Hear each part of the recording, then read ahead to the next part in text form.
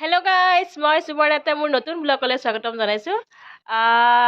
আজি মই আপোনালোকক দেখাম বিহুৰ প্ৰস্তুতি মই কি দৰে মাঘ বিহুৰ প্ৰস্তুতি চলাইছো। আহকচোন মোৰ ভিডিওটো আৰম্ভ কৰিছো।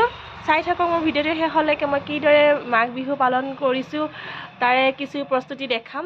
চাই থাকক। আমাৰ ভেলাঘৰৰ প্ৰস্তুতি চলাই আছে গাঁৱৰ কাজলি গাঁৱৰ। আমাৰ প্ৰতি বছৰে পালন কৰে। এইবাৰো এই ধৰণে ভেলা ভোজৰ আয়োজন কৰিছে ভেলাঘৰৰ।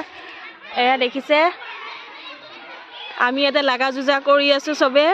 এইফালে চৌকা খানিছে ভেলা ভোজৰ পৰম্পৰা এয়া ৰক্ষা কৰি। এয়া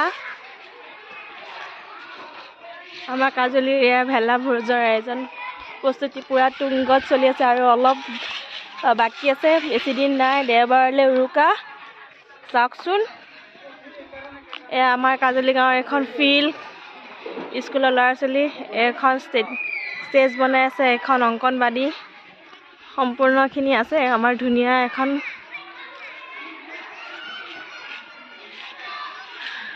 চাই থাকক মোৰ ভিডিঅ'টো শেষলৈকে। মই আৰু দেখাই আছো বিহুৰ কিদৰে প্ৰস্তুতি হৈ আছে আমাৰ কাজলি গাঁৱত।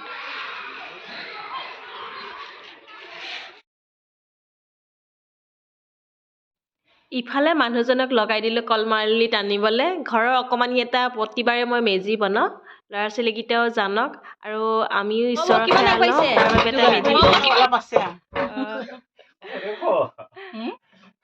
বিহু প্ৰস্তুতি দি পুৰা একদম চলি আছে বিহু চলি আছে। এয়া পিঠাগুৰি লাৰু কাৰণে খুন্দিছে, তেল পিঠা বনাব লাগিব। দাদা পুৰা একদম এইহে জোৰা পাব জোৰা। বঢ়িয়া বঢ়িয়া।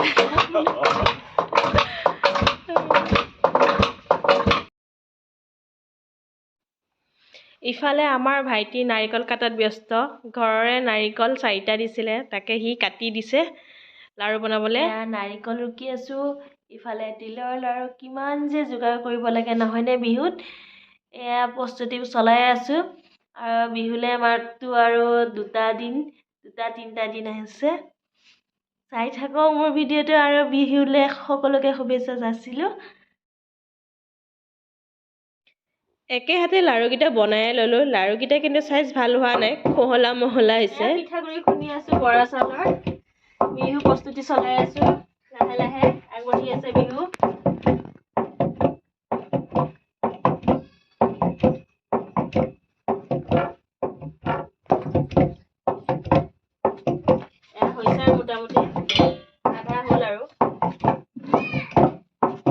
এফালে গুণে আৰু মাহীয়ে ঢেঁকি দি আছে, মামীয়ে চালি দিছে।